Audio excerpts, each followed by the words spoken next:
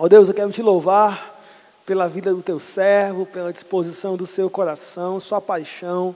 Ó Deus, a maneira tão apaixonada com que ele tem liderado, servido, ó Deus, dedicado sua energia ao serviço do teu reino. Te louvo, Senhor, pela disposição com que o teu servo recebeu o nosso convite para estar ministrando aqui essa noite, mesmo com desafios e necessidade de estar amanhã cedo em sua cidade. Ó Deus, te louvo pela vida do teu servo. Nós queremos colocar diante do Senhor esse tempo, pedimos que haja luz e haja fogo essa noite neste púlpito. Luz na mente e fogo no coração. Fale aos nossos corações, uma palavra viva, uma palavra do teu coração. Precisamos ouvir a tua voz. É a nossa oração em nome de Jesus. Amém.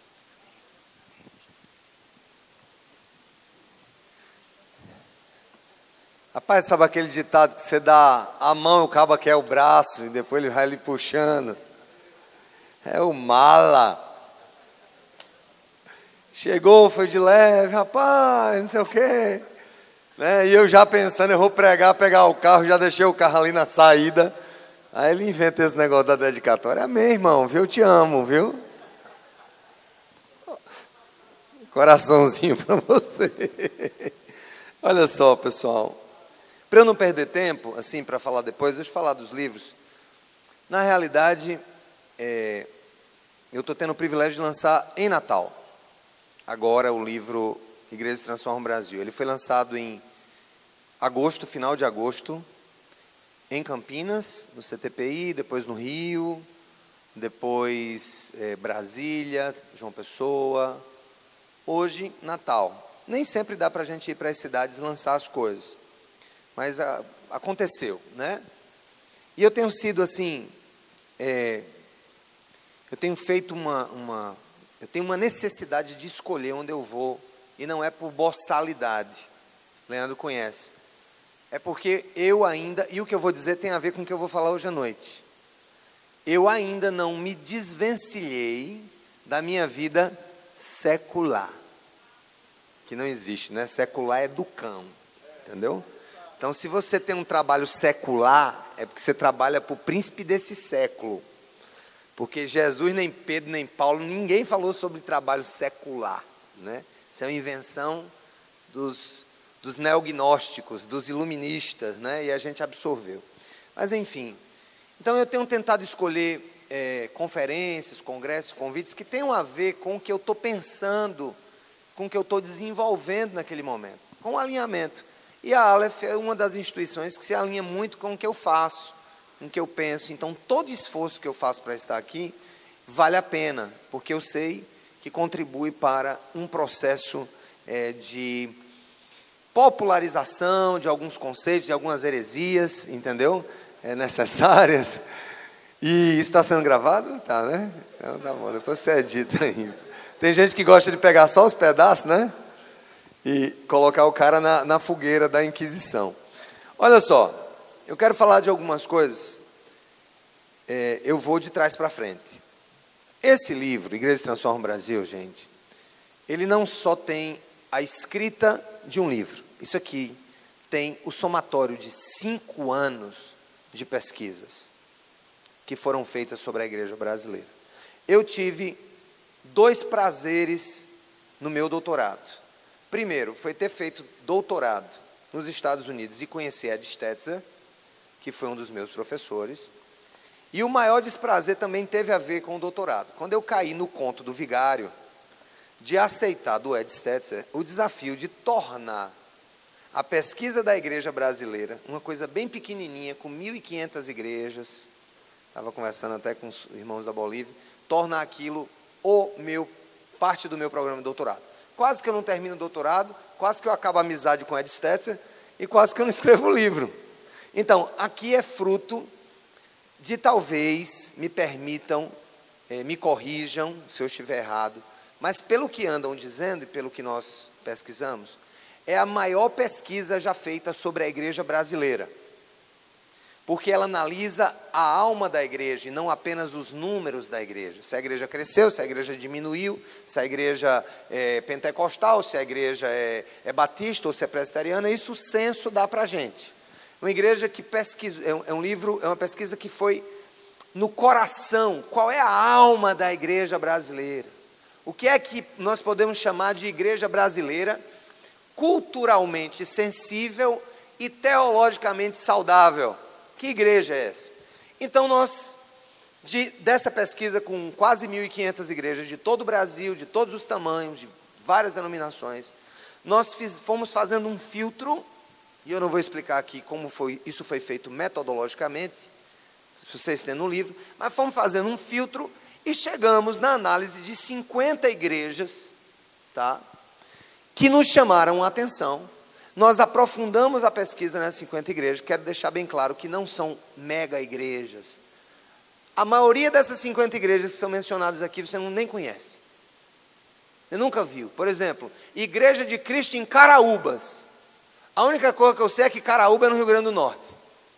Mas essa igreja, por exemplo, chamou a atenção pelo grau de saúde, de missionalidade, de envolvimento com a cidade, que ela é, talvez, como uma igreja de 100, 150 pessoas, 200 pessoas, mais relevante proporcionalmente em Caraúbas do que talvez a igreja de Carlito lá em São Paulo, ou a Cidade Viva em João Pessoa, ou essa igreja aqui nesse bairro. Então, é um livro que ajudará cristãos a pensarem que igreja o Brasil precisa para os próximos 500 anos. É um livro que, graças a Deus, está entrando na academia. O livro Igrejas se Transformam tornar-se-á livro-texto de uma disciplina em uma universidade federal na área de ciência da religião. Por quê? Porque ele mostra uma face que os ateus não conhecem. Porque a igreja brasileira é caricaturada. A igreja é aquela coisa que eu disse, né? Tem duas coisas que estão no imaginário ateísta do Brasil: que todo padre é pedófilo e todo pastor é ladrão. Não é verdade? Eu não sei o que é pior. Né? Então, é um livro que está sendo desafiador para sociólogos, para pessoas que estão começando a ver um segmento da igreja, minoritário, diga-se de passagem, que está transformando os contextos no Brasil. E acaba que esse livro torna-se um padrão de inspiração para a nossa reflexão. Então eu quero falar desse livro sobre outra perspectiva. Veja bem, o projeto Igrejas que Transformam o Brasil, Igrejas Transformacionais, ela não acaba no livro. Na realidade, o livro é a quarta etapa. Primeira fase, uma pesquisa quantitativa com 1.500 igrejas. Segunda fase, uma pesquisa qualitativa com 50 igrejas. Terceira fase, uma pesquisa quantitativa com membros de igrejas, para bater o que o pastor dizia com o que os membros diziam, porque pastor mente muito, né? E aí a gente foi bater as informações. Foi a terceira fase, né? Não, gente, não é que mente, é porque o pastor, ele misturou evangelismo com elasticismo. Então, toda contagem de pastor, ela é evangelástica, entendeu? Então, ele diz assim: quantos membros tem na sua igreja? Tem 5.000, cada vez tem 1.000, entendeu? É porque assim, o pastor, ele tem uma visão angelical. Ele conta tudo na visão celestial. Ele vê 1, conta 5, né? Então, está entendendo? Então, a gente tinha que fazer o batimento com a membresia das igrejas, para que a pesquisa pudesse encontrar. E olha, para nossa surpresa, nas 50 igrejas transformacionais, o que elas diziam bateu com pesquisas de membros de igrejas transformacionais. Foi uma descoberta incrível. Então, essa foi a terceira etapa, que nessa terceira etapa nós validamos um instrumento que pode hoje avaliar a saúde. Eu não vou dizer que pode avaliar a saúde da igreja boliviana, nem que pode avaliar a saúde da igreja chilena, porque é um instrumento culturalmente sensível dentro da igreja brasileira. Então, hoje a gente tem como avaliar.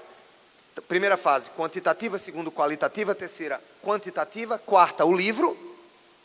Quinta, o seminário, que eu não vou dar aqui, porque é um seminário de 12 horas, e nem vou falar do livro tanto hoje. É um seminário de 8 a 12 horas, em que nós passamos os princípios da igreja transformacional para membros, aliás, para pastores, líderes, membros e tudo mais. Essa é a 5ª etapa. Qual é a 6ª etapa do projeto Igreja se Transforma Brasil? Seminários é a 5ª. A 6ª etapa é a aplicação de toda a metodologia de pesquisa dessas igrejas na sua igreja local, para fazer uma radiografia teológica, missiológica, missional da sua igreja dentro do seu contexto. Essa é que etapa? Que etapa? A 6ª. De posse do diagnóstico que é feito na igreja, vem a 7ª e última etapa do projeto, que é a consultoria, que vai ser dada por consultores treinados no Brasil, que vão ajudar igreja por igreja, no seu contexto sociocultural, a desenvolverem, a partir das características de uma igreja transformacional, como ela vai se tornar uma igreja transformacional no seu contexto. Pesquisa qualitativa, pesquisa quantitativa, quantitativa, qualitativa, quantitativa de novo, livro, seminário, que é o que vai começar no ano que vem, seminários das igrejas transformacionais, aí vem a aplicação individualizada da pesquisa em cada igreja e a consultoria para ajudar essa igreja a alcançar os padrões dessas igrejas modelo. Tá? Então, isso é mais ou menos a história. Então, é um projeto que está só começando, estamos na metade do caminho. Nosso objetivo é ajudar a igreja brasileira. Ano que vem eu vou apresentar isso na CEPAL, no congresso da CEPAL, que vai ser muito útil, porque vai ser uma junção da Fundação Cidade Viva com a CEPAL, nas ideias, no trabalho de pesquisa de campo. Gente, qual é a necessidade de pesquisa da igreja brasileira? Nós comemos a papa que é moída nos Estados Unidos há 100 anos. Os livros sobre eclesiologia que nós temos no Brasil, 95% são traduções, meras traduções linguísticas, às vezes sem preocupações semânticas, né, de livros americanos. E essa não é uma escolha para uma igreja, para um país, que hoje tem muito que ensinar aos Estados Unidos sobre plantação de igreja, sobre o crescimento do Evangelho. Então, nós estamos entrando, a Igreja Transforma o Brasil, ela coloca o pensar sobre a igreja brasileira em um nível agora de reflexão mais ampla, que vai ajudar igrejas individualmente faladas, individualmente especificadas, a melhorar. Deixa eu dar só um testemunho sobre o livro. E eu vou falar sobre isso porque isso é público, tá? Eu menciono no livro, por exemplo, que há 2 grupos de igrejas históricas no Brasil que diminuíram de tamanho entre 2000 e 2010. 2 grupos importantíssimos, um deles, só para ajudar vocês, um deles é o fundador da Universidade de Harvard. Quem adivinha? Qual é a denominação que fundou Harvard? Os congregacionais. E outro é que fundou a 2ª melhor universidade dos Estados Unidos do mundo, Princeton. Quem fundou Princeton? Os presbiterianos. Escutem, se você pegar os dados do censo 2000-2010, os presbiterianos diminuíram 5% e os congregacionais 22%. Isso me causou espanto. Foi uma das coisas que mais mexeu com o meu coração. E eu orei a Deus assim: Senhor, me dá contato, me coloca frente a frente com a liderança da igreja congregacional, que eu quero tentar, de alguma maneira, ajudá-los a fazer um diagnóstico dos porquês disso está acontecendo, com uma denominação tão bonita, com uma história tão maravilhosa e com uma contribuição tão significativa para o Brasil. Eu estava no CTPI, o Leandro estava lá. Quando eu saio, eu estava lançando em São Paulo, e um pastor se aproximou de mim: eu gostei da sua palestra, você meteu o pau em Lutero, gostei muito, né? Você disse que o povo deixasse de idolatrar Lutero e Calvino, e voltasse mais para Jesus e tal. Eu gostei muito disso. E que bom que você é pastor. Não, eu sou pastor. Eu sou pastor da igreja congregacional. Eu digo: rapaz, eu queria conhecer um pastor da igreja congregacional aqui do Sul. Estou doido para conversar com o presidente dos congregacionais, para propor uma análise da igreja congregacional no Brasil. Eu queria falar tanto com o presidente, ele sou eu. Então eu disse, resposta de oração, Senhor, né? Então provavelmente ano que vem nós vamos estar fazendo algo nesse sentido, e é como eu estou dizendo, isso aqui está só começando. Esse livro está lançado, está lá fora, o Leandro disse que eu vou assinar, então eu vou assinar os livros, né? No final eu vou, se os irmãos quiserem alguma dedicatória, se servir para trocar por um caldo de cana e um pão doce na feira, eu estou lá fora, tá? O outro livro, voltando de trás para frente, foi uma iniciativa também da editora Mundo Cristão, que é parceira, vai ser parceira nos seminários, que é esse livro aqui, Após 500 anos, o que ainda precisa mudar, uma nova reforma. Então aqui há texto de cerca de 20 articulistas, Saião, o Dulce, o Ricardo Bitum, um texto póstumo do Russell Shedd, um texto do Antônio Carlos Costa, um texto da Durvalina Bezerra, outro da Braulia Ribeiro, e tem um texto do vosso amigo aqui, Sérgio Queiroz também, onde eu falo sobre o que eu vou falar hoje à noite, que está nesse livro e que tem um pouco nesse livro também, que é a revolução dos sacerdotes adormecidos. Essa é a minha temática. Vamos repetir comigo? A revolução dos sacerdotes adormecidos. Já eu falo, deixa eu falar desse. Esse aqui foi o meu primeiro livro na EMC. É um livro sobre restauração de qualquer área, do casamento, da liderança na igreja, do Brasil, porque ele trabalha com princípios transferíveis de restauração, extraídos do processo de reconstrução dos muros de Jerusalém por Neemias. Esse livro em especial é o meu xodózinho, porque é o primeiro. Deus me deu a graça de entrar na revista Veja, nos mais vendidos no Brasil, por 3 semanas. Mas o que me deixou mais feliz também é que em uma das semanas eu fiquei na frente do padre Fábio de Mello. Aí eu sempre digo, ele é mais gatinho do que eu, mas eu fiquei na frente dele. Então, esse livro é um livro para grupo pequeno, para devocional, para grupo de pastores e tal. Mas o lançamento mesmo aqui é esse, e eu vou falar de alguma coisa sobre esse livro. Chega de propaganda, quem ia fazer era Leandro, e ele perguntou, você pode fazer a propaganda dos seus livros? Tu és mala, rapaz. Abra sua Bíblia em Efésios capítulo 4, e eu vou soltar algumas bombas aqui. Tá? Eu vou soltar a bomba e corro para João Pessoa. Vamos lá. Eu queria uma aguinha, tem aqui embaixo, pode beber? Isso é aquele copo coletivo, irmãos? Todo mundo mete a boca, é?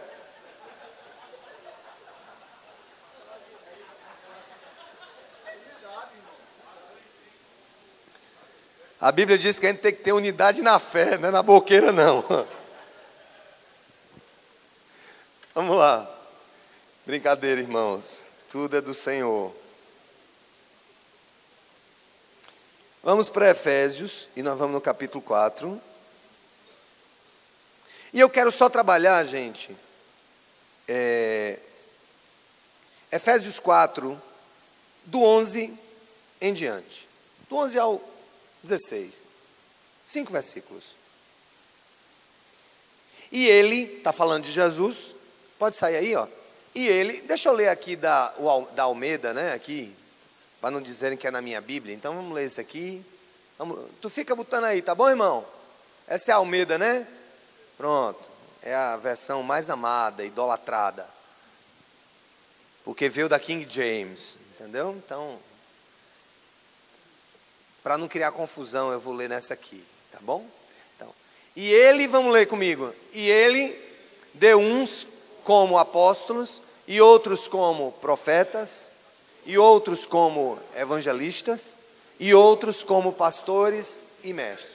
Beleza. Então, para aí, nós estamos vendo que Jesus deu à igreja dons. Os dons de Efésios 4 são diferentes dos dons de 1 Coríntios 13. Porque aqui o objetivo de Paulo não é mostrar os dons que Deus dá às pessoas. Fé, cura, profecia, palavra de conhecimento, palavra de sabedoria.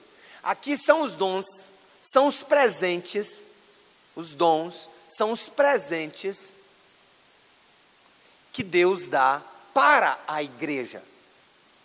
E a Bíblia está dizendo que aqueles aqui, os apóstolos, os profetas, os evangelistas, os pastores e os mestres, foram presentes que Deus deu à igreja dele. Ou seja, ele não está falando do dom que é dado à pessoa, ele está falando de pessoas que foram dadas às igrejas como presentes. Então a primeira coisa para os desconstrucionistas, a liderança da igreja é um presente que Deus dá à igreja. Então isso não pode fugir da nossa mente, porque eu vou começar a falar coisas tão chatas e tão subversivas, que pode pensar que eu sou um defensor da desconsideração da figura do pastor, ou da figura do evangelista, ou da figura do presbítero, ou da figura, enfim, da liderança da igreja. E não é esse o propósito. O fato é que Deus deu esses presentes da igreja com um objetivo, com uma utilidade. E ele vai falar que utilidade é essa. Por que ele deu esses homens e mulheres à igreja como dons, como presentes para a igreja? Vamos lá. Tendo em vista, para o fim de, ou com o objetivo, tanto faz, tendo em vista o que, gente? O aperfeiçoamento dos santos para a obra do ministério, para a edificação do corpo de Cristo. Tem 3 coisas bem simples aqui. Eu estou expondo o texto, eu estou fazendo a exegese do texto, depois a gente faz uma análise hermenêutica do texto à luz da reforma e à luz do nosso contexto pessoal, beleza? Então vamos começar na Bíblia e terminar na Bíblia. Então Paulo está dizendo o seguinte, trocando em miúdos, Deus deu a liderança para a igreja com o primeiro objetivo em mente, foi o quê? Aperfeiçoar os santos. Quem são os santos? Quem são os santos? Não, vocês são líderes. Brincadeira. É porque isso aqui tem a ver com o que eu vou dizer daqui a pouco, né? Com essa ideia de mudança de natureza. Daqui a pouco eu vou falar sobre isso com vocês. E vou usar Lutero, que é reformador, para desconstruir algumas heresias que você aprendeu no seminário. Tá bom? Então, presta atenção. Seguinte. O objetivo da liderança da igreja principal, Paulo está dizendo que é o quê? Aperfeiçoar. O que é aperfeiçoar? Capacitar. O que é capacitar? Tornar melhor, treinar, habilitar a igreja, os santos, para que os santos façam o quê? Façam o quê? Façam o quê? Façam o quê? Tá, a obra do ministério. Obra do ministério. Paulo está dizendo que a obra do ministério, portanto, é de quem? Não, meu irmão, isso aqui é português simples, naquele que você aprendeu na 4ª série. Vamos para o texto. De quem é a obra do ministério? Dos santos, que são capacitados e aperfeiçoados pelos líderes. Então Paulo está nos dizendo, por silogismo, isso aqui é um encadeamento de argumentações lógicas e claras. Deus dá a liderança à igreja, a igreja treina os santos e os santos fazem a obra.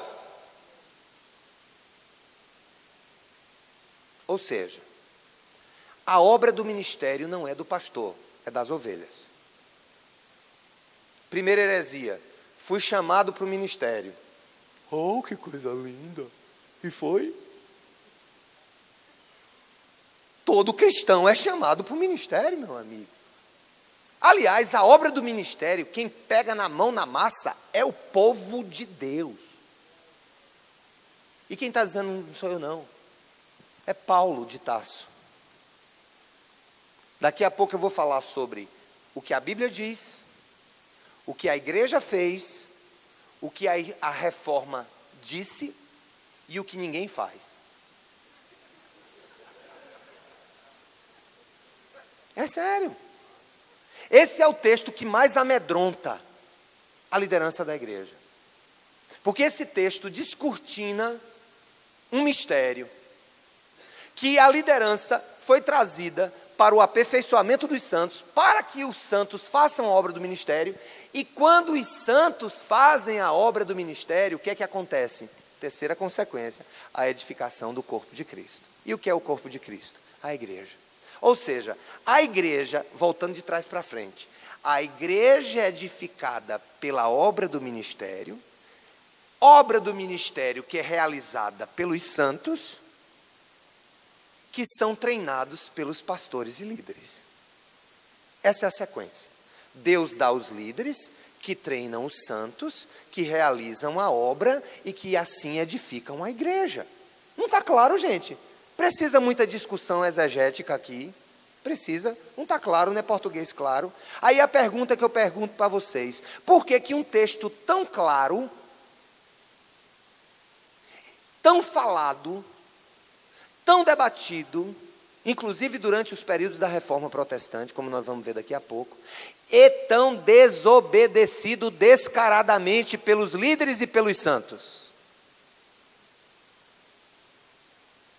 Querem saber a razão maior da infantilização da igreja de Cristo? Passa à frente no 13. Quando os santos entram no ministério, Paulo vai dizer que quando o corpo é edificado, nós vamos chegar à unidade da fé e do pleno conhecimento do Filho de Deus, ao estado de homem feito, à medida da estatura da plenitude de Cristo. Observa que, qual é o objetivo final da nossa vida, irmãos? O que é que o Espírito Santo está fazendo na vida da gente? Ele está transformando a gente no Filho de Deus, amém, irmãos? Qual é o objetivo do Espírito Santo? É gerar a imagem de Jesus em nós, não é, irmãos? Qual é o seu alvo? É ser como Martin Luther King, como Lutero, como Calvino, como Leandro da Aleph? Ou como Jesus? Não é o nosso objetivo? Quem é que está fazendo isso? É o Espírito. Mas como é que o santo, na sequência, atinge a estatura da plenitude de Cristo? No momento em que ele é treinado e realiza a obra do ministério. É difícil encontrar a imagem de um Cristo servo na vida de um cristão apático, dependente, que idolatra a sua liderança e que esquenta as cadeiras da sua igreja e não passa de massa de manobra burra e incapaz de transformar os seus contextos. Por que que a igreja do Brasil é gigante? Por que que a igreja do Brasil tem quilômetros de extensão e centímetros de profundidade? Qual é a razão? Porque nós temos santos que não estão praticando a obra do ministério por duas razões. Porque a maioria dos pastores acha que a obra do ministério é deles, e a maioria dos cristãos se contenta em saber que do pastor é a obra e não deles.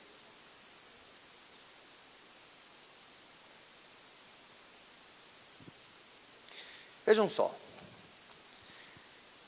Ao atingirmos a medida da plenitude de Cristo, vem a consequência. Vamos para o 14. Para que não sejamos mais. Então ele está dizendo o seguinte: sabe por que vocês são meninos? Sabe por que as igrejas de vocês são meninas, inconstantes, levadas ao redor por todo vento de doutrina? Pela fraudulência dos homens, pela astúcia tendente à maquinação do erro. Sabe por quê? Porque nós não treinamos o corpo de Cristo para ser o corpo de Cristo. Nós treinamos a nossa igreja para nos ouvir, balançar a cabeça, receber a unção da lagartixa, amém, amém, amém, amém, amém, e balançando a cabeça, mas eles estão esperando que alguém faça alguma coisa, que eles pagam para que seja feita. Olha qual é a lógica que Satanás ama.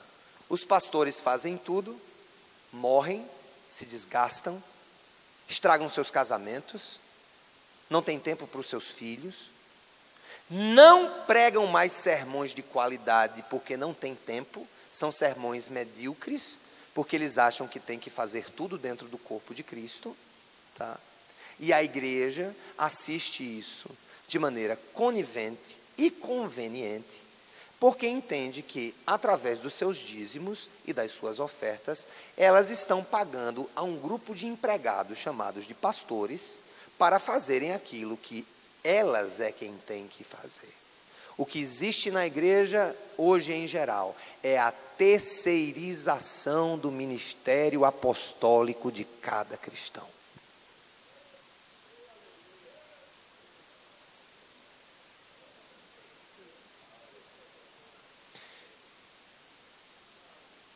Quem deu um glória a Deus, dê mais alto aí para ouvir.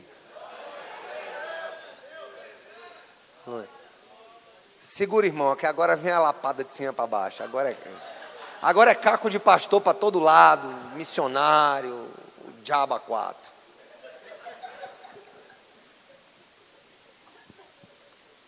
Olha só.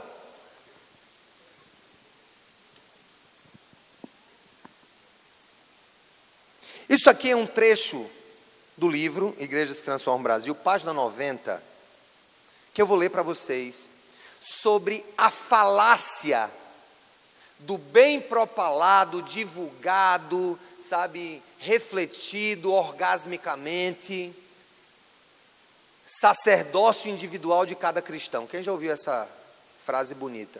Que todos são ministros, todos são sacerdotes. Levanta a mão, está com medo, meu irmão? Está com medo, é? Está com medinho?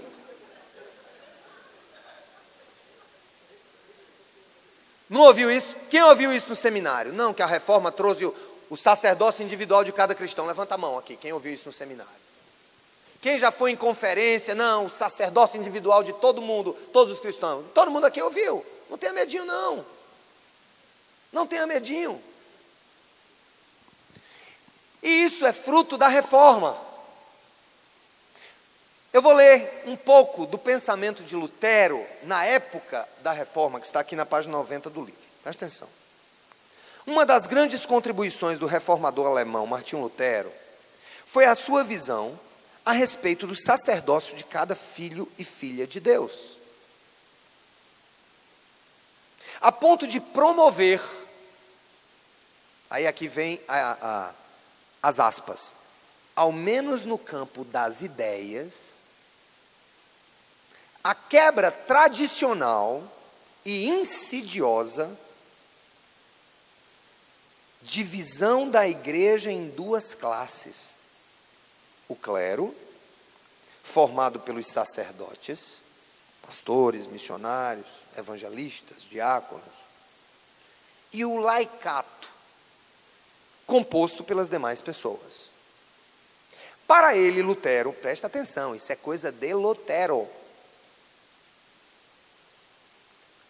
Para ele, como cristãos, somos sacerdotes uns dos outros.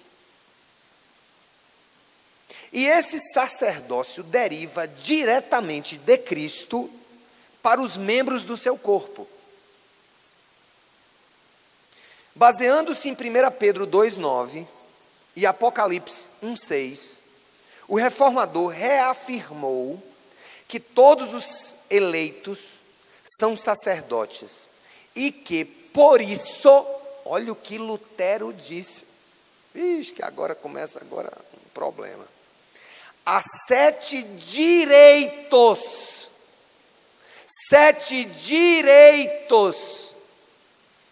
que pertencem à igreja como um todo: pregar a palavra de Deus, batizar, celebrar a Santa Comunhão, carregar as chaves, orar pelos outros, fazer sacrifícios de louvor e julgar a doutrina. Quem está dizendo isso aqui, gente, não é o pessoal da igreja emergente, não é o Brian McLaren, não é a turma da igreja orgânica que quer destruir tudo que seja igreja institucional. Não, quem está dizendo isso aqui é Martinho Lutero, o reformador.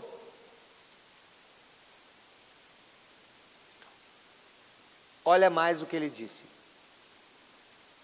Embora tenha reconhecido, Lutero, a singularidade e a importância do papel dos pastores ordenados para o ensino e a liderança da igreja, que é isso que a gente foi chamado, ensinar e liderar, como diz Efésios 4, Lutero também afirmou que tal função, Lutero, é designada pela própria congregação e é algo que pode ser dado e tirado por ela. Visto que a ordenação de um ministro, quem está dizendo é Lutero, por meio da oração e da imposição de mãos, não confere ao ministro ordenado uma marca indelével. Por essa razão, Lutero destruiu teologicamente a heresia das classes eclesiásticas e incentivou a participação de todos os cristãos na obra do ministério. Ô lindo, Lutero, mas tu só falou.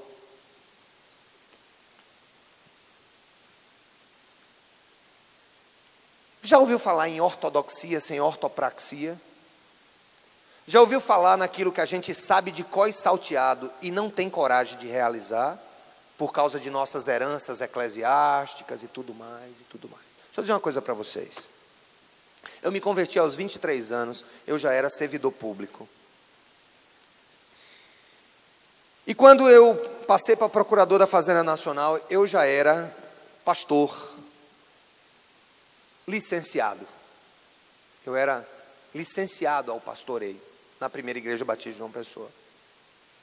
E eu levava seminaristas de João Pessoa para Recife, porque eu trabalhava na Procuradoria de Pernambuco. Eu levava de João Pessoa para Recife, dava muita carona a seminarista da nossa igreja, que ia para o Seminário Batista do Norte, que inclusive era a 500 metros do meu trabalho. Então não tinha trabalho nenhum. Eu pegava os meninos, marcava um lugar, levava a galerinha, os jovens, levava para o seminário.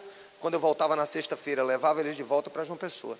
E uma das coisas que eu mais ouvi de seminarista foi a seguinte expressão, quando eles estão acabando o curso e está chegando no 4º ano: estou entrando em crise. Quem já ouviu isso de seminarista? Estou em crise.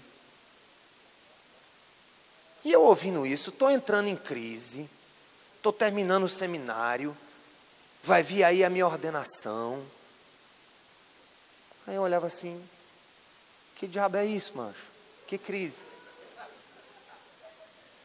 Que crise? Que crise, rapaz? Que crise? Não, porque agora eu vou ser ordenado pastor. Oh, mesmo? É. E eu vou agora receber a unção pastoral. Trocando em miúdo, gente, que não tem menina aqui. Não tem menino buchudo aqui. O que passava na cabeça daqueles tontinhos lá era a ideia de que a ordenação ia dar para ele uma outra natureza. Vai virar uma outra coisa, que não é gente,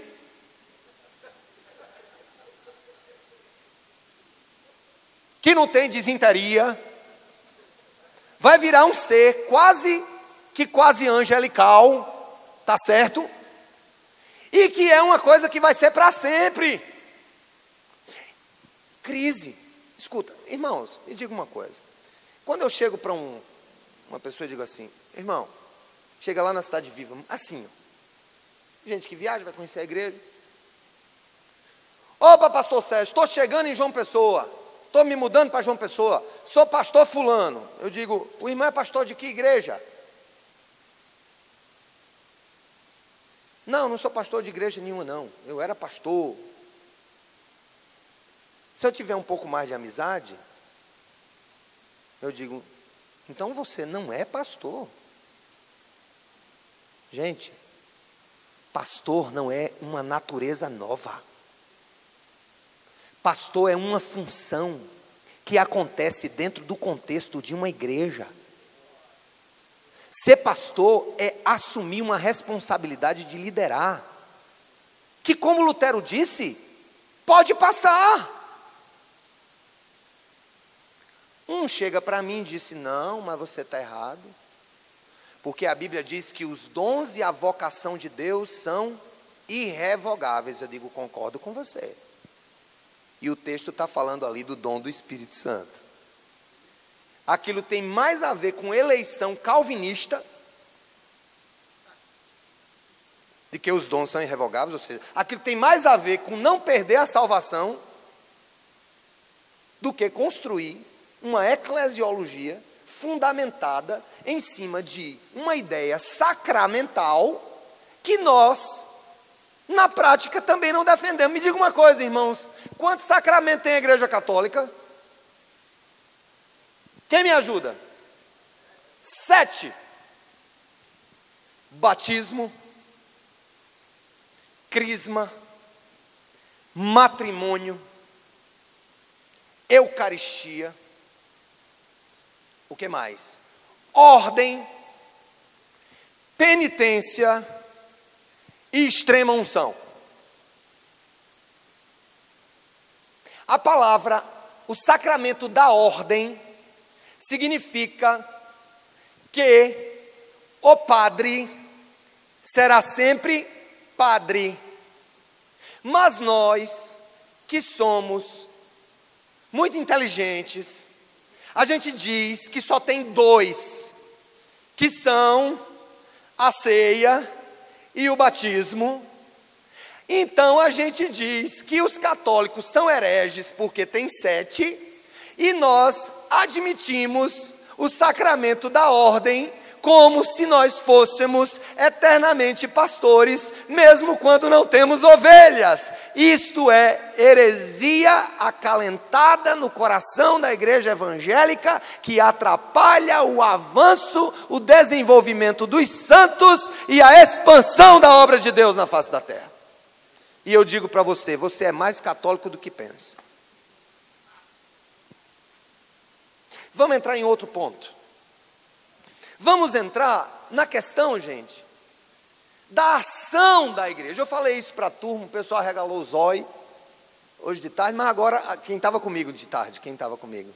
Pronto, a maioria, o resto, se quiser dar uma tapa em mim, vocês levantam, né? Vocês me defendem. Mas escuta, olha outra incoerência do nosso sistema de sacerdócio universal de cada cristão. Que sacerdócio universal de cada cristão? Nós não estamos deixando o povo de Deus ser povo de Deus. Pastor quer saber tudo que membro da igreja faz. Tudo que é iniciativa e tudo que é projeto tem que passar pela mão dele. Ele critica a infalibilidade papal, mas ele exerce a infalibilidade pastoral na prática, no campo dele, na igreja local dele. Gente, nós somos tão incoerentes. E Leandro pediu para eu falar sobre o sacerdócio universal de cada cristão. Então eu estou falando. Não sei se é o que ele esperava, mas é que eu tenho para dizer para vocês.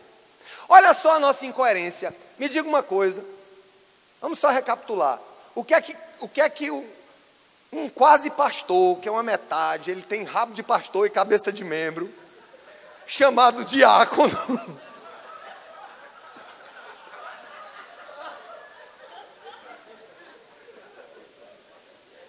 O que é que esse ser... Os bolivianos não estão entendendo o que eu estou dizendo. Eu estou entendendo, você está entendendo? Rabo de pastor e cabeça de membro. Calda de pastor. Tail of pastor and head of member. Que se chama diácono. E nós pegamos, e diácono foi transformado em 2 coisas dentro das nossas igrejas, né? O diácono, que lá foi escolhido para dar aos apóstolos, pastores, o tempo para poder orar e ensinar, ou seja, treinar, buscar poder e treinar a igreja, escolheu o corpo de diáconos, né? Os 7. E diácono na nossa igreja faz o que hoje? Pelo menos nas batistas, eles fazem 3 coisas. Ele tira a oferta, serve a ceia e enche o saco do pastor. Porque diácono na igreja batista acha que é presbítero.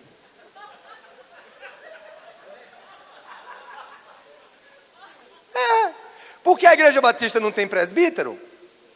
Então o diácono, ele é uma pessoa que pensa que é outra pessoa. Olha que loucura. Presta atenção.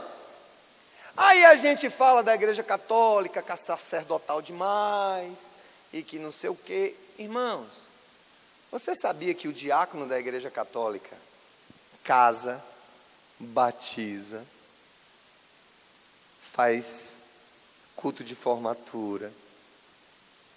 Ele só não faz a transubstanciação da hóstia, mas se o padre fizer, ele ministra a missa e serve a Eucaristia. A única diferença visual do padre para o diácono católico é que o padre usa uma estola na vertical e o diácono usa uma estola transversal. Mas tem gente que casou com o diácono achando que era o padre. Minha cunhada e meu irmão casaram com o diácono. Quando ela soube, eu casei, foi padre fulano. A pessoa, não, ele não é padre não. Ele é diácono. Então meu casamento não vai valer não. Tem que ser o padre. Escuta, irmãos, nós somos muito engraçados. A gente brinca de sacerdócio individual de cada crente. Só para jogar, porque eu tinha uns pastores mais velhos aqui que não estavam na minha aula, então eu vou jogar no colo deles aqui, né? Tá bom? Eu vou pedir aos pastores mais velhos, quem tiver mais de 60 anos, base bíblica no Novo Testamento para pastor fazer casamento. Vamos lá, texto. Um texto. Não? Não? Base bíblica do Novo Testamento para pastor fazer batismo. Vou dar uma dica, será que tem lá em Timóteo? Na carta de Paulo a Tito? Para diácono fazer batismo tem. Filipe, diácono, vai, encontra-se com eunuco, batiza, vai para Samaria, prega e batiza. Aí os apóstolos vão lá para botar os olhos, né? Será que esse povo se converteu mesmo com a pregação do diácono? Irmãos, eu vou dizer como é que eu faço. Vou encerrar a minha história. Eu já falei muito para vocês. Eu não vim aqui atrapalhar a maneira de vocês pensar, tá? Só um pouco. Não, porque eu estou disposto ao diálogo. Me mostre a Bíblia que a gente dialoga. A gente dialoga. Me diga uma coisa. Nós cremos na transubstanciação do pão? Não. Que é feita pela figura do sacerdote. Nós somos sacerdotes no sentido católico? Não.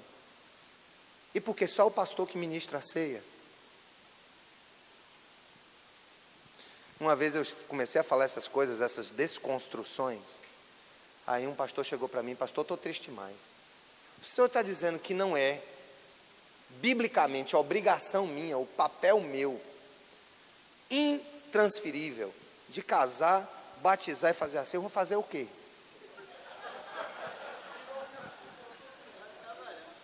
Eu digo, vai ler Efésios 4, vai ler Atos 6, vai entender por que os apóstolos escolheram diácono, para eles terem tempo de treinar o povo para fazer a obra do ministério pelo povo.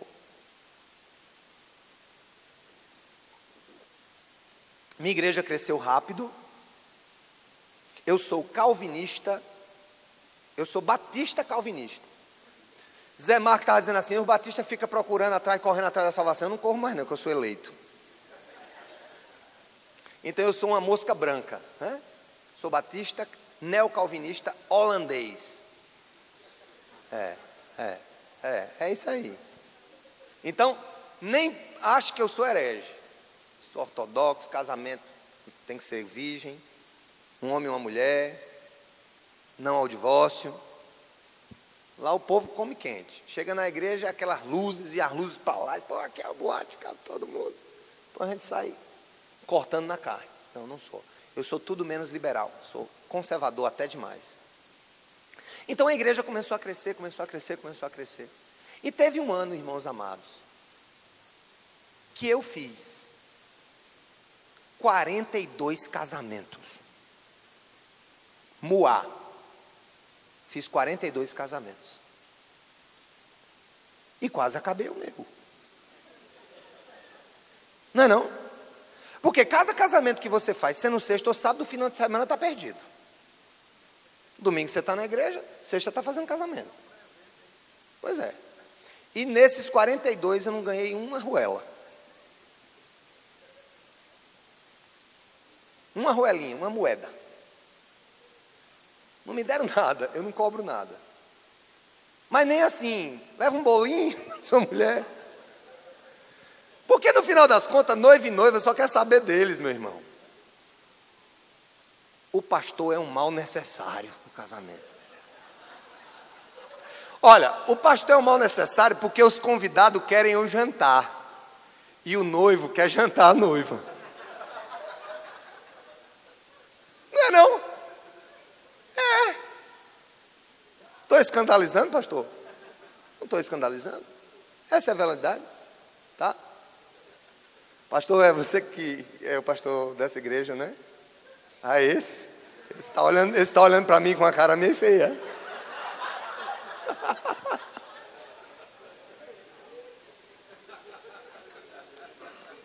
Preste atenção. Eu vou contar agora a minha história. Posso contar a minha história?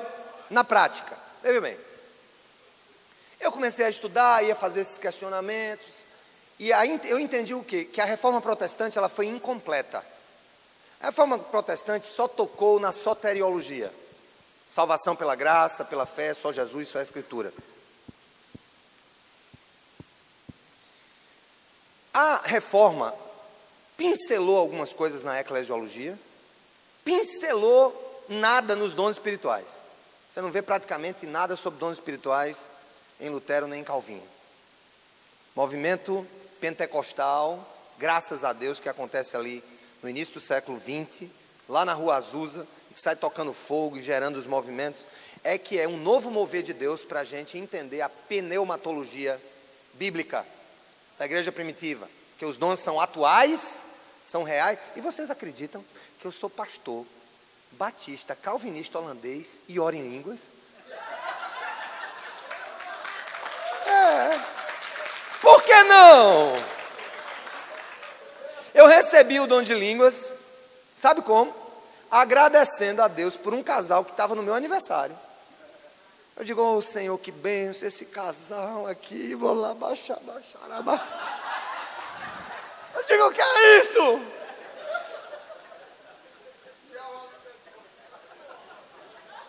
Vocês entenderam, gente? A história da igreja nos rotulou demais. Nós estamos cheios de rótulo. Pastor faz isso, a igreja não pode isso. São rótulos. Os véus que o menino falou, o Zezinho falou aqui para nós. São rótulos, são véus que vão sendo postos. Nós temos que voltar, gente. Não é para a igreja primitiva, não. Tem gente, a igreja primitiva é cheia de cabra safado também, rapaz. A gente tem que voltar para as escrituras. E precisa ler a Bíblia, não é como intelectual, não. É ler a Bíblia como criança. Porque uma criança de 10 anos entende esse texto. Uma criança de 10 anos, se for ler esse texto, lê aí, meu filho. O que é que esse texto está dizendo aí? Aí então me converti, comecei a igreja. Eita, 9h16, está na hora de acabar. Vamos deixar para o próximo Aleph, eu conto. Rapaz, tem um amigo meu que diz assim, é melhor acabar quando o povo diz vai. Não, é melhor continuar, é melhor acabar quando o povo diz fica, do que ficar até o povo dizer vai. Tá bom, vamos ver se eu dou em 15 minutos. Olha como é que começa a nossa história. Então, eu mergulho na teologia reformada, de cara. John MacArthur, John Stott, John Piper, e esses caras todos aí, R.C. Sproul, todos esses caras, mergulho. Depois que eu mergulho nesses caras, eu vou mergulho nos escritos de John Wimber, da Vineyard, dos dons, da presença dos dons, do poder do Espírito Santo, de um Deus que cura hoje, liberta hoje, expulsa demônio hoje, tal. Fui formatando, restaurando a Bíblia que a gente transformou em um Frankenstein, a gente saiu colando pedaço, restaurando coisas, a espiritualidade do Pentecostes, as doutrinas da graça da reforma, a ideia de sacerdócio individual de cada crente. Eu fui obrigado a colocar isso em prática. Presta atenção, em 2004 a gente começa o projeto Cidade Viva, na primeira igreja batista do Bessamá, em João Pessoa, com 80 pessoas, e lá, gente, eu sou desafiado para cuidar de dependentes químicos. Nesse processo de ser desafiado para cuidar de dependentes químicos, eu fui atrás de uma terra para construir uma casa de recuperação. Ao ir atrás dessa terra para construir uma casa de recuperação, Deus nos deu uma terra na BR-101, do tamanho de 150 hectares. Cabe mais ou menos assim, uns 30 Midway dentro da terra. O tamanho da terra, vocês terem a ideia da extensão da terra. Na saída de João Pessoa. E Deus começou a falar para mim, a me dar um projeto. Disse, olha, eu quero que você fale pouco e faça muito. Então, eu quero que você construa aqui uma cidade modelo em que possa ter espaço para educação, cultura, arte, cuidado com dependente químico,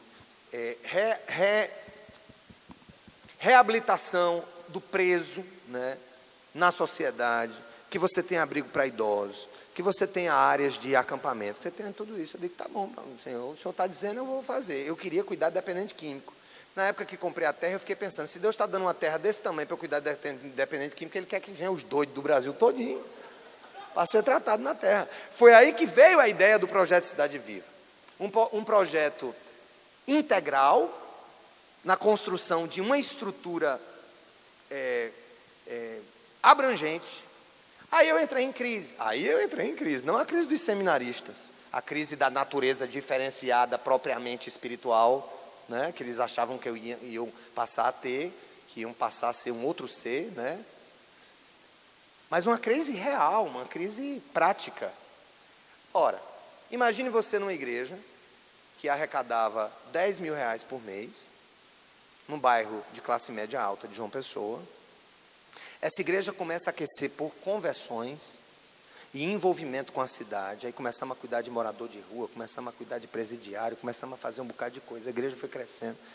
Eu batizei 400 pessoas em um ano. Não, em 2 anos. Pra vocês terem uma ideia. Batismo de adulto, viu? Porque nós é batista. Então, batizando adulto e tal, e crescendo. Quando deu assim mais ou menos 18 meses depois que o projeto foi startado, que a igreja começou a crescer, já estava com 300 pessoas, 400 pessoas, começou aquele negócio. Aí eu disse, eu vou deixar o meu trabalho. Eu era procurador desde 2000, sou servidor público desde 93, e esse ano era o ano de 2005. Então eu tinha 5 anos, muito longe de me aposentar lá, como ainda estou hoje, especialmente se Temer passar o pacote das maldades dele, né? Vai ser todo mundo se aposentando na idade de Matusalém. Então, o que é que aconteceu? Eu cheguei, reuni a liderança e disse, eu vou deixar de ser procurador, eu tenho que me dedicar à igreja. Eu tenho que ser tempo integral para Jesus. Porque eu estou tendo um trabalho secular. Até aí eu ainda achava isso. A minha última conversão foi a conversão a uma eclesiologia e a uma missiologia bíblica. Nem vou dizer reformada ou pós-reformada, bíblica. Uma eclesiologia dessa simples, bíblica. Foi o meu último passo de conversão. Então o que aconteceu? Cheguei e falei com os meus pais, com minha mulher. Meu pai disse, não tem filho, pá. Meu pai era maçom do 33º grau. Hoje é minha ovelha. Batizou. Não, meu filho, você não vai não, você não vai deixar seu emprego não, que é isso, não, deixa seu emprego não, meu filho, que é isso. Eu digo, e o que é que eu faço, pai? Meu filho, não sei não, esse negócio de oração é com você aí, não entendo dessas coisas não, mas resolvo. Eu só tenho a lhe dizer como seu pai, saia não. Minha mãe disse, meu filho, saia não. E Samara, saia não, minha esposa, saia não. Aí, gente, eu passei uns 3 meses em crise e resolvi fazer uma coisa. Eu vou estudar mais sobre liderança bíblica, sobre o princípio de Jetro, sobre o princípio do colégio de apóstolos, sobre o que Jesus fez com os 70, sobre o que a igreja primitiva fez com 120 pessoas, somente mudou o mundo. Então, gente, eu comecei a fazer o quê? A empoderar as pessoas. Você faça isso, vá atrás disso. Que projeto você tem? Traz para cá, vamos fazer. E você? Também, vamos para cá, vamos fazer. Vamos lá, pá, pá. E aí, gente, a igreja começou a se encher de profissionais, professores, médicos, pedreiros e tal, que começaram a desenvolver trabalhos, a liderar grupos, a fazer coisas. E aí eu comecei a estabelecer uma coisa na época, a ceia do Senhor nos grupos. E aí os líderes ministravam a ceia nos grupos, porque sinceramente, gente, perdão, o que a gente faz é um projeto inacabado de uma ceia. O que a gente faz é uma distribuição de elementos. A ceia do Senhor era realizada olho no olho, partindo pão, depois de uma refeição muito grande.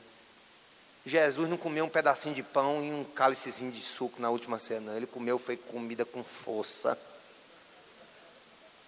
E no meio daquela celebração de amor ao redor da mesa, eles celebraram a ceia. Por que é que Paulo diz assim, olhe, tem gente que não está esperando os irmãos. Estão lembrados? Os irmãos que trabalham, vocês não estão esperando os irmãos. E estão comendo e estão enchendo a cara. Não é mais ou menos assim que ele diz no texto de Corinto?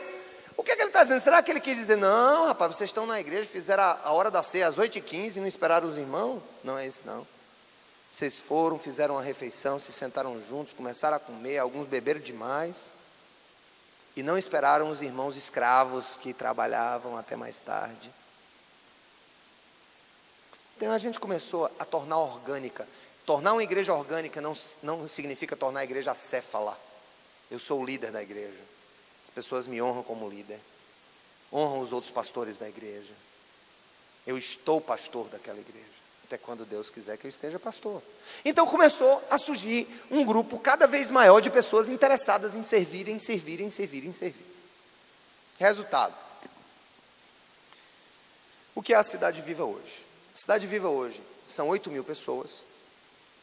Nós temos um sistema que é a Fundação Cidade Viva, que cuida das partes sociais, educacionais, a igreja, a Escola Internacional Cidade Viva, que cuida de educação, a Faculdade Internacional Cidade Viva, que foi aprovada pelo MEC esse ano, 2 restaurantes, que são empresas cujo lucro inteiramente é destinado ao projeto, uma casa publicadora, uma editora, tá?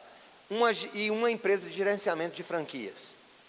Então nós temos hoje no complexo 200 funcionários, mais ou menos, 1.500 voluntários, trabalhamos em 3 presídios, em 11 dos 13 abrigos de crianças de João Pessoa, nas ruas, e nós fizemos um projeto, só para vocês terem uma ideia, do poder do corpo, do poder do testemunho da igreja, não é do meu, vou dar só um exemplo. 3 menininhas advogadas da igreja, que em um sistema tradicional de igreja, ou seriam diaconisas, ou seriam professoras da EBD, ou cuidariam das crianças na sala, ou esperariam as pessoas na porta, o que não há nenhum problema, são tarefas lindas, mas que nunca poderiam imaginar que como advogadas estivessem atuando como ministras do evangelho nos presídios. Presta atenção no que essas meninas fizeram, presta atenção. Chegaram para mim, eu só sei quando o negócio está acontecendo. Eu fico só aprumando e aparando, aprumando e aparando, aprumando e aparando. Chegaram para pastor, é o seguinte, nós estamos na vara de execução penal de João Pessoa, estamos avaliando os processos de todos os presos de João Pessoa. E começamos a perceber, pela simples leitura dos autos, que as sentenças que estavam sendo executadas, o tempo de pena já tinha sido cumprido, e há pessoas presas com sentenças cumpridas por falta, e quem é do direito sabe o que eu estou dizendo, de uma petição de um parágrafo. Então, o que foi que elas começaram a fazer? A analisar os processos, soltar os presos, ou pedir progressão de pena do fechado para o semiaberto, do semiaberto para o aberto, né? E começaram a fazer uma revolução na vara da execução penal, que começou a chamar a atenção de outro grupo. O outro grupo da igreja começou, bem, as meninas estão soltando, mas esse povo vai para a rua de novo. O que é que nós vamos fazer com esses presos? Vamos profissionalizá-los. Vamos fazer uma anamnese. Qual a profissão que eles exerciam antes de serem presos? Não vale traficante, latrocida, é outra profissão, né? Pedreiro, servente, contador, médico. Então, começaram a fazer uma análise da profissão, começaram a reinserir essas pessoas, e eu cheguei para a igreja, que a essa altura já tinha 4, 5 mil pessoas, eu disse, quem é empresário aqui? Aí levantou a mão, umas 100 pessoas. Tem um presente para vocês, irmãos. Recebe de Jeová ou não recebe? Recebe, pastor. Então levanta aí, vem para cá, os empresários. Uns 60 assim na frente. Digo, hoje, eis que te digo, varão de guerra. Deus te dá um presente para a tua empresa. Tu vai dar um emprego para um ex-presidiário. Metade ficou branco, um terço quase faz nas calças. O outro ficou espantado, um ou outro disse glória a Deus. Só sei que eu consegui ali, naquela conversa, 50 mentores, homens, que trabalhávamos com os homens, e 50 vagas de emprego para os presos, que começaram a trabalhar nas empresas dos empresários da nossa igreja. Preste atenção, 50. O Supremo Tribunal, isso eu estou só contando só essa história, para encerrar com uma última história. Eu falo mais do que Antônio Carlos Costa. O Supremo Tribunal Federal, cujo presidente era presidente e é sempre o presidente do Conselho Nacional de Justiça, o CNJ, o presidente do Supremo é sempre o presidente do Conselho Nacional de Justiça. À época, o presidente era o Gilmar Mendes, tá? Sem comentários. Era o Gilmar Mendes. O Gilmar Mendes começou com um projeto de advocacia voluntária nos presídios. Ele queria esse projeto. Uma advogada que cuidava disso, da advocacia voluntária, do CNJ, foi a João Pessoa, ouviu falar, pelo juiz, não foi por mim nem para as meninas, pelo juiz de execução penal da vara, que havia um grupo de 3 menininhas que estavam analisando o processo dos presos e soltando, e não eram defensoras públicas, não estavam ganhando nada, pelo simples bem daquelas pessoas, para a propagação da dignidade humana. Ele disse, mesmo, a mulher disse, né? Mesmo, eu quero que o ministro Gilmar Mendes conheça. O ministro Gilmar foi a João Pessoa, isso foi eu acho que 2011, 2012, conheceu a nossa advocacia voluntária, junto com seus assessores, e fizeram uma propositura, que a nossa fundação firmasse um acordo nacional com o Conselho Nacional de Justiça, com o Tribunal de Justiça da Paraíba e com a Secretaria de Políticas Penitenciárias, de Administração Penitenciária. Fez-se essa assinatura, juntou, gente, escuta, fizemos um mutirão, soltamos em um mutirão.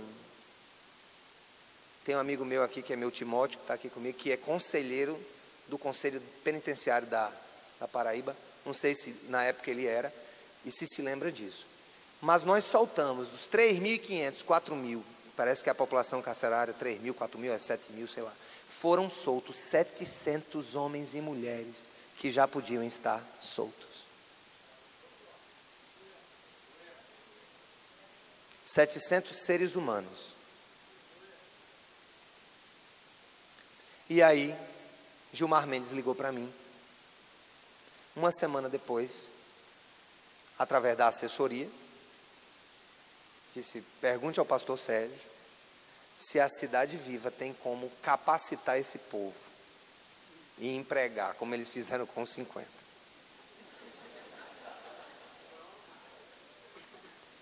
Fizemos uma convocação na Globo, SBT, tudo. Bandeirante, TV Tupi, tudo. A Fundação Cidade Viva convoca os ex-presidiários soltos na último mutirão carcerário a comparecerem na noite do dia tal no Centro de Convenções da Cidade Viva. Apareceram 400, da Paraíba toda. O nosso auditório na época tinha 1.400 cadeiras. Eu separei uma ala assim, eles sentaram, aí começou a aparecer político, né? Político, governador, prefeito, deputado, e o povo sentado. Só que antes de sentar, eles passavam numa anamnese que pegava o crime que eles tinham cometido, a profissão que eles tinham. Eu matei minha mãe, o outro fazia o quê? Eu esquartejei minha sogra. Sério? O outro, eu roubei banco, a mão armada, eu roubei galinha. Irmãos, de repente eu vi dentro da igreja, quando me passaram a ficha corrida do povo, estava esse povo todo sentado na igreja. Por quê? Porque o pastor os trouxe? Não, porque o corpo de Cristo funcionou como o corpo de Cristo. Porque ele foi empoderado para ser corpo de Cristo. E para finalizar, tem muitas histórias. Eu conto muitas dessas histórias aqui no livro Igreja Transforma e algumas no Glórias Ruínas. A última, Deus nos deu um plano. Um plano de gerar um movimento na cidade, de transformação da cidade, através do voluntariado de cristãos, para ensiná-los a um engajamento cívico e evangelístico. E demos o nome de Godstock. Alguém já ouviu falar aqui no Godstock? Tem um bocado de gente, né? Pois foi, o doido que inventou fui eu. Lá atrás, no ano de 2008, Deus dá essa visão, a gente criar um conjunto de ações na cidade, não porque a gente não fazia, a gente já fazia, mas para potencializar essas ações durante um mês e convidar vários voluntários, até de outras igrejas, para transformarem e demonstrarem o amor da igreja pela cidade, reformando praça, presídio, escola. Nesses últimos anos nós reformamos presídio, nós construímos bibliotecas, nós limpamos praças, nós atendemos doentes, nós fizemos muitas coisas. E aí, qual era o próximo passo? Una igrejas da cidade, para que elas decidam o que querem fazer, elas estabelecem a agenda social para envolver os profissionais, os membros da igreja, advogados, médicos, pedreiros, enfermeiros e tal, e traga para dentro do projeto Godstock. O ano passado, nós tivemos 3 estados participantes e 20 igrejas. Esse ano, nós temos 8 estados da federação participando e 50 igrejas, e 60 igrejas. Ano que vem, queremos 100 igrejas em 15 estados. Até 2025, ter 500 igrejas em todos os estados. Esse ano, no Godstock, que acontece sempre no mês de novembro, eu fui informado que há 3 igrejas de Natal participando e que vão mobilizar aí algumas centenas de voluntários e vão fazer pela segunda vez o Godstock em Natal. Qual é o ponto dessa questão, irmãos? O Brasil não vai ser transformado a partir do púlpito. O Brasil vai ser transformado a partir das vidas dos que hoje, considerando o púlpito como o único compromisso de ouvir, estão sendo treinados no púlpito, pelo púlpito, para transformarem a cidade. Esse é o verdadeiro sacerdócio de cada cristão, irmãos. Quando cada pessoa, quer seja médica, enfermeira, quer seja contador, quer seja pedagogo, estão atuando na cidade para mostrar e sinalizar o reino de Deus na cidade. Eu quero pedir uma coisa para vocês antes de encerrar. Se eu disse alguma heresia, mandem um e-mail para cidadeviva@cidadeviva.org, que eu quero conversar com você. E quero ouvir o que você tem a dizer. Se eu não falei nenhuma heresia, se o que eu falei é bíblico, se o que eu falei é desafiador, você tem um problema muito grande na sua vida a partir de hoje. E você sabe que tem um problema. Os líderes que estão me ouvindo, que continuarem cultivando a síndrome da imprescindibilidade, os líderes que estão me ouvindo, que continuarem achando que são o último biscoito do saco,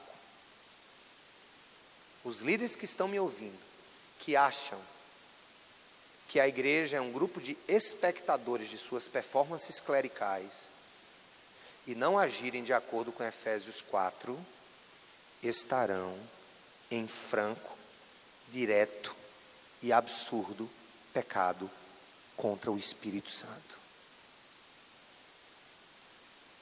É simples.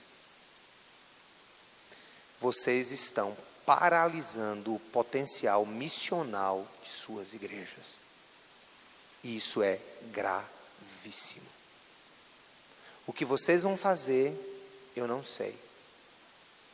Mas certamente tem muita coisa para ser feita.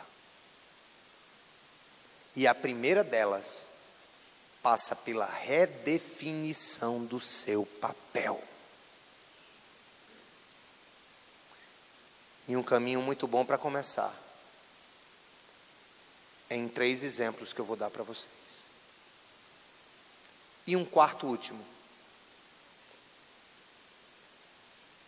O conselho de Jetro e a divisão dos trabalhos que Moisés fez em pleno deserto. Segundo, a reunião do colégio apostólico em Atos 6, quando define e escolher os diáconos. 3, a exortação que Paulo faz à igreja de Éfeso no capítulo 4. E quarto, o exemplo do próprio Jesus, que não alimentou a todos, mas disse: dai-lhes vós de comer.